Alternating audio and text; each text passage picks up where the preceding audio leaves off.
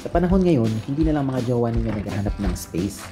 At kung feeling mo, nahihirapan ka na rin ipagsiksikan ng sarili mo, magamit mo dun sa compartment. Well, baka kailangan mo na rin ito.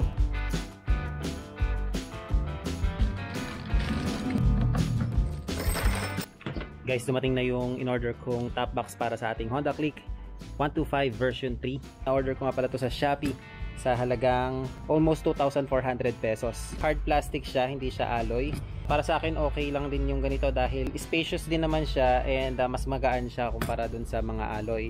At dahil na rin ribbon bracket yung gamit natin dito, so hindi siya bakal, may possibility pa rin talaga na mabiyak to kalaunan. So wag naman sana, pero kaya naman mas prefer ko na itong plastic na top box. Wala namang problema. So okay na okay, all goods, and na-unbox ko na siya kanina.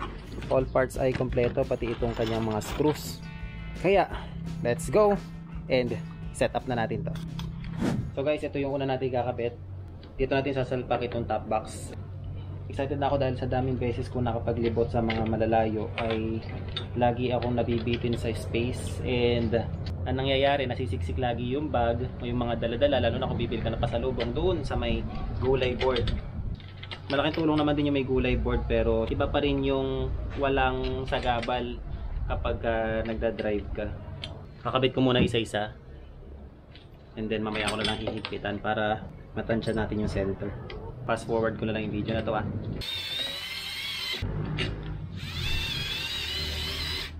Nakikabit ko na dito, tapos ito naman yung kanyang takip. Siguro lalagyan to ng screw dito. Pwede na natin ito ipatong dito. So meron siya dito kalso para dun sa papasok. And then meron tayo dito pang lock. Ayun. Ayun yung screw. Wait lang, kanina ko pa hinahanap-hanap. Tanggalin muna natin ulit to. Lagyan natin dito. Yun, dito pala.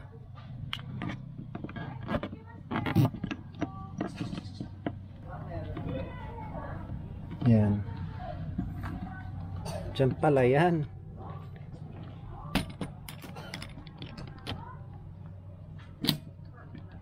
Okay.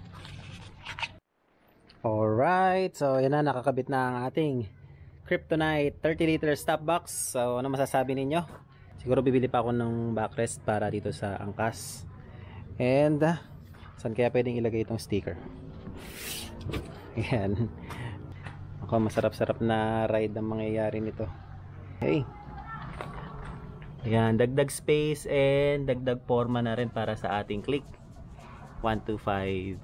Sa next video, papakita natin kung ano-ano yung mga nagbago or mga binago ko dito sa Click 125 natin. Konti lang naman, pero titingnan natin. So yun lang. Kung nagustuhan nyo yung video ito, leave a thumbs up and subscribe ka na kung bago ka pa lang sa akin channel. Yun lang. See you on the next video. Bye!